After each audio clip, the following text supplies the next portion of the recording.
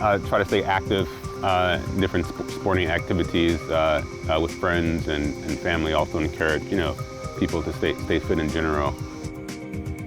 I'm by trade, I'm a computer programmer working at the Food and Drug Administration as a web developer. Try to stay active and serving, especially. Just our programming for youth, look for service opportunities with other nonprofit groups in and around. By just doing little things, especially over the pandemic, there's been great opportunity to do small things, like make cards for elderly or make and draw cards for nurses and medical staff in the hospital.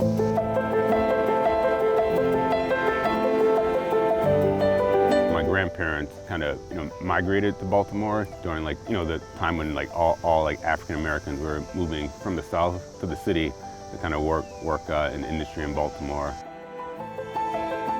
When our uncle got to Baltimore, it didn't have a church to go to, so they decided to found a church in East Baltimore, First Charity Baptist Church, and that kind of became my family church. And so my brothers and I grew up in that church, and my dad was a minister in the church, and we participated in Sunday school, in choir, all the church activities.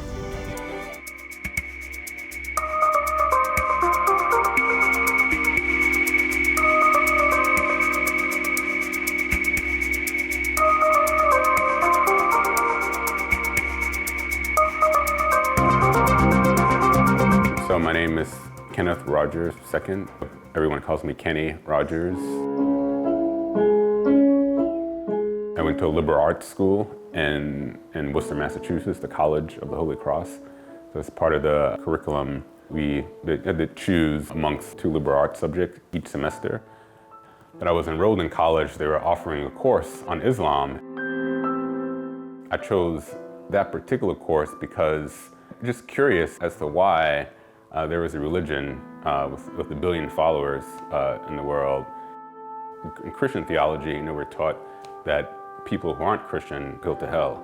So for the life of me, I couldn't reason that all loving God would just send a bunch of people, 1 billion people, to hell just because they were a different religion.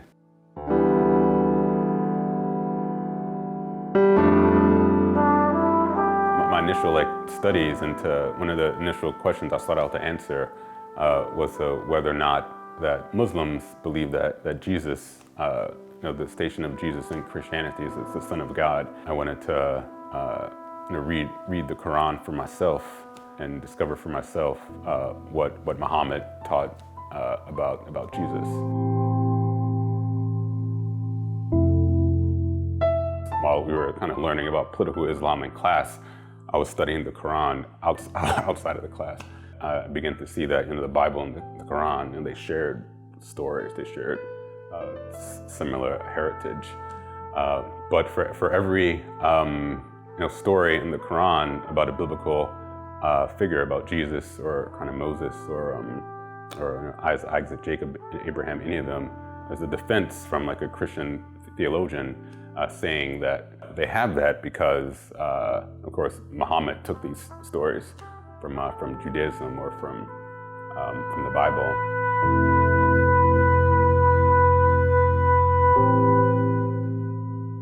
I had to investigate whether or not that claim may have been true. But of course, the Quran has many chapters and many books that distinguish it from the Christian heritage and a rich tradition that's independent of Christianity.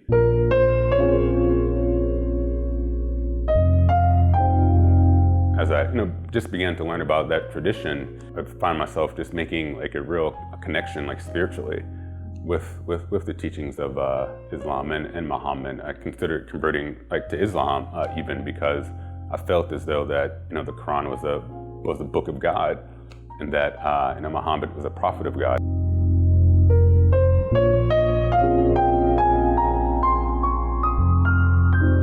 Just from talking to Muslims, my conversation with Muslims, whenever I brought up the subject of Jesus, it's always the case that, no, it doesn't seem God to beget a son. That small theological difference, of course, is the reason for so much dissension between the 2 religions. But I couldn't stop because something, I just felt like I had to figure out the truth of this matter. So I just tried to keep reading.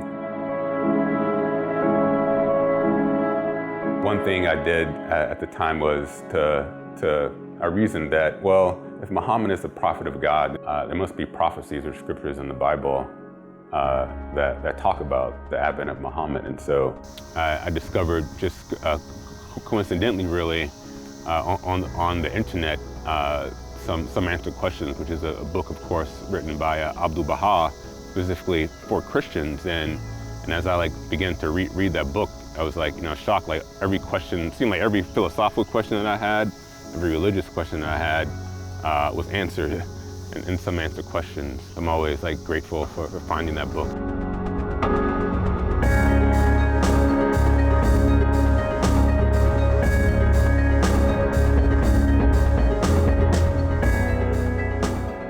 This was it from I think Abdu'l-Baha's commentary on the 12th chapter of the Revelation of John. So in one of the verses in chapter 21 of John says, "And I saw a new heaven and a new earth. For the first heaven and the first earth were passed away, and there was no more sea. And I, John, saw the holy city, New Jerusalem, coming down from God out of heaven, prepared as a bride adorned for her husband. And I heard a great voice out of heaven saying, Behold, the tabernacle of God is with men." And Abdu'l-Baha goes on to say that 12 stars that John talks about in the Revelation represent the 12 Imams, who are the promoters of the religion of Muhammad and the educators of the great nation of Islam. That after John makes reference to a number 1260, interprets that reference to the revelation of the Bab. And begin to read through the book some more, and discovered some other answers to other questions. Specifically, there were answers as to this question as to the station of Jesus in Islam. There were answers to questions about the nature of evolution and religion and so on and so forth. As I kind of read through the book, that all the kind of intellectual questions that I had suddenly been resolved. But then that raised a whole nother series of questions, who is this person, Abdu'l-Baha? That set me out on another, path of kind of investigating the person of Abdu'l-Baha. Shortly after being introduced to some Answered Questions, I remember one of the first Baha'i writings I was introduced to through the website Baha'i Library was a compilation of Baha'u'llah's writings to the leaders of the world, to the Pope.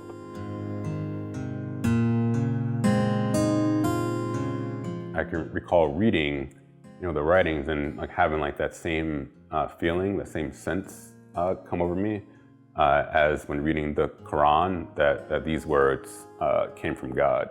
At the same time, some trepidation and fear that by believing, in Baha'u'llah, by believing in Muhammad, that I was somehow betraying my love for Jesus and turning my back on my Christian faith.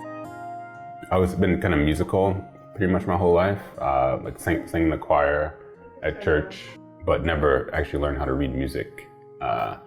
And being in solitude over the past almost more than a year, 2 years now, I wanted to essentially, before I move to the next world, at least learn how to play, or how to make music and how to play music. So I've been trying to learn this song for quite some time, but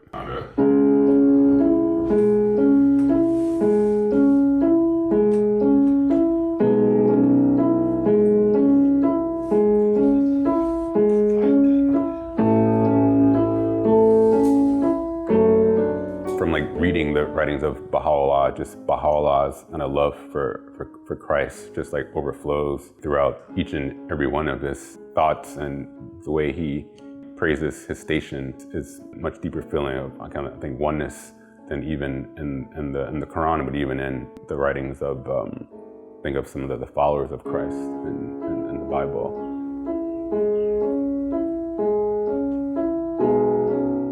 I think so. This all happened in 2002, 2003, so 4 years later.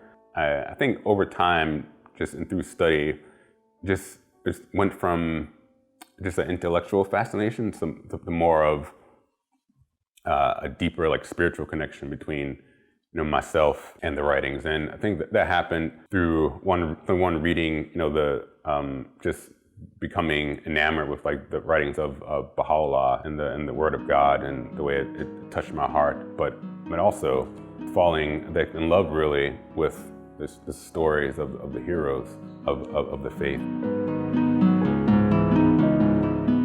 And I guess being tremendously moved by the stories of all the martyrs, from Mullah Hussein, Qudus, so many stories, and kind of the sacrifices that they made.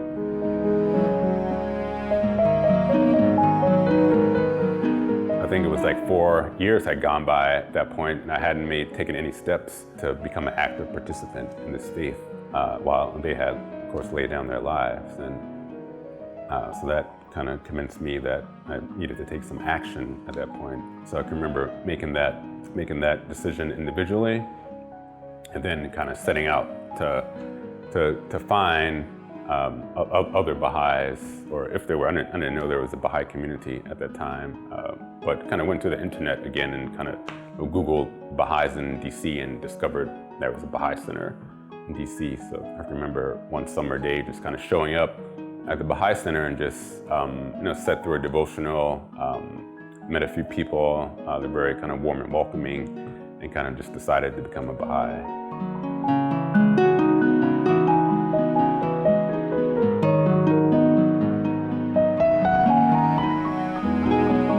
My grandmother, who sadly she passed away at the age of 98 3 months ago,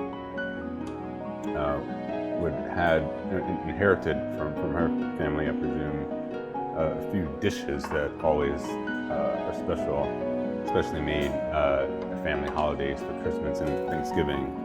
And one of my favorite dishes that she made was a homemade stuffing. And I can remember fondly like sharing this. I had an opportunity to share this dish with a few friends from college. It was like during the Thanksgiving holiday. We had just finished Thanksgiving, and it was time to go back to school. And so I asked a friend to come pick me up in Baltimore for like the long drive back to Worcester. But I had to make sure that I grabbed like a bag full of like my grandmother's homemade stuffing. And so I can remember like driving back to Worcester and getting hungry, like get the bag out of my backpack and like share it with my friends. And they were like, "Man, what is this? Is this like homemade?" I was like, yeah, it's homemade. That made me just appreciate all the much more that I had this like homemade stuffing to take back to college. It didn't last the ride though at all. We quickly devoured it.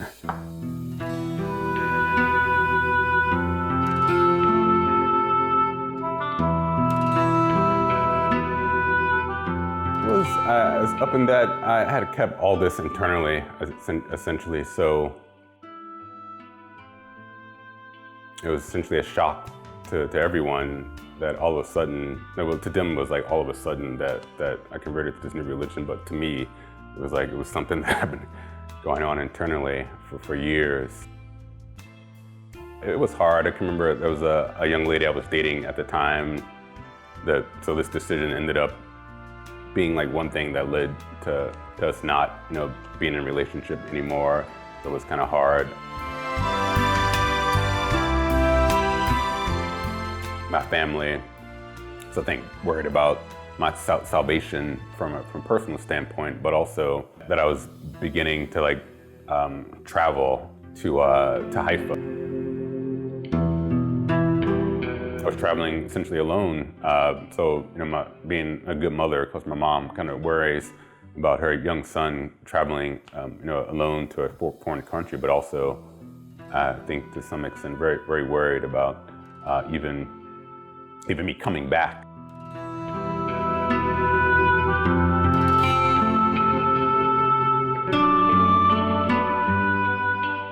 My mom, grandparents, also, I think I can remember them often saying, they would just like pray for me, essentially. Pray for my salvation, which, I appreciate. You can't, as a good friend said, you can't pray someone to death. So in any time a prayer is offered, can always take comfort and solace in that. But it's been about 15 years kind of since then, and I guess through steadfastness in seeing just the opportunities for service that arise by kind of being involved in community life, and the good deeds really removed any concerns from my parents. But over time, as I share some of the teachings, and they began to see just the life of the community that Baha'is participate in also, and appreciate some of the prayers, especially the prayers, but also the writings. My dad especially these days, he's participating in one of the study circles, the Ruhi study circles, and so through that, it's become to appreciate just not only more intellectually, but also spiritually, a connection to the writings. So that's nice to see, and we have good conversations from time to time about just the need for a universal revelation, such as the one Baha'u'llah has given in the kind of really the right time for humanity to put aside differences between religions and races in general. The song,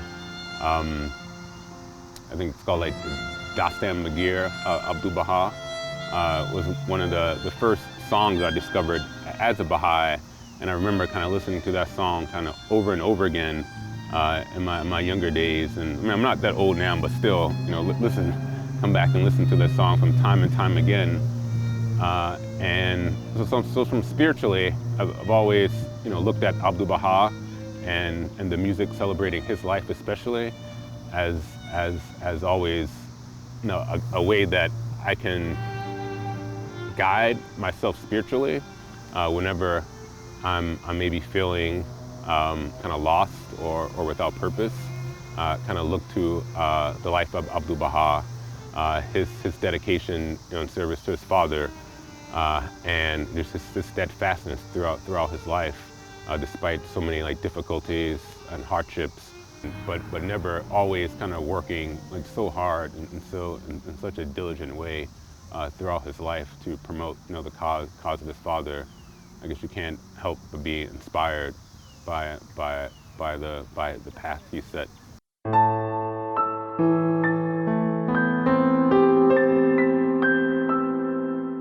So before I worked at the FDA, I worked at the U.S. State Department for 3 years, and I was posted at the U.S. Embassy in Algiers. I shared some of the hidden words with some of the Muslim friends there, and so they got me this as a parting gift. So I always appreciate it.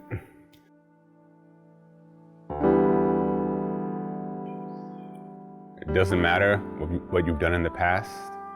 If your heart is searching, it will come to you like a breeze.